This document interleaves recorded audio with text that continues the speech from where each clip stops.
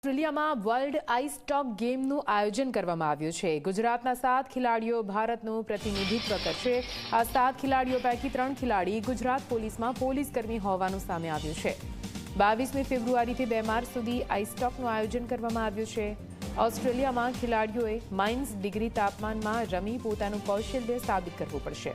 કચ્છના 2 પોલીસકર્મી સુરત આવીને પ્રેક્ટિસ કરતા રોજે રોજ 6 કલાકથી વધુ મહેનત કરતા હતા।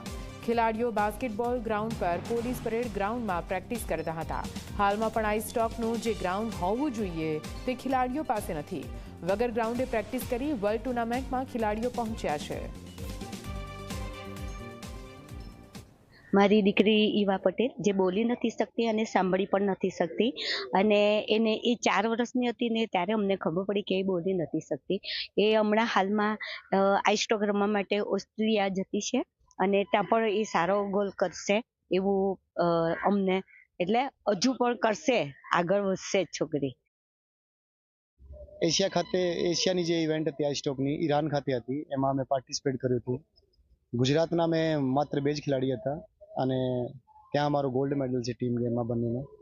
તો એશિયામાં ગોલ્ડ મેડલ મેળવનાર અમે પ્રથમ ખેલાડી છીએ ગુજરાતના અને ઇન્ડિયાના પણ।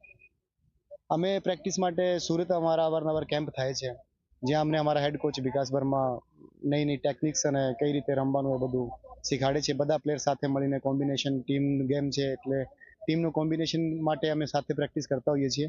કચ્છમાં પણ અમે પ્રેક્ટિસ કરીએ છીએ, બાસ્કેટબોલ ગ્રાઉન્ડ છે કે કોન્ક્રીટનો જે ગ્રાઉન્ડ છે એના ઉપર અમે સમર વર્ઝનની પ્રેક્ટિસ કરીએ છીએ।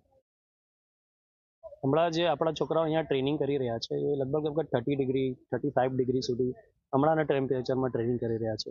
અને લોકો ત્યાં જ્યારે રમવા જશે ત્યાં -10 -15 સુધીનું ટેમ્પરેચર હોય છે રિંગના બહારનું હજી લો ટેમ્પરેચર હોય છે, પણ રિંગનું ટેમ્પરેચર -10 -15 એ લોકોને મેન્ટેન રાખવું પડે। એ બહુ જ ચેલેન્જિંગ હોય છે, બહુ ટફ પડે છે, કેમ કે તમે કન્ટિન્યુ આઈસ પર જ ઊભા હોવો છો। એ રીતના આપણા પાસે એ રીતના ઇક્વિપમેન્ટ હજી ડેવલપ નથી થયા, કેમ કે એ આપણું કલ્ચરમાં નથી।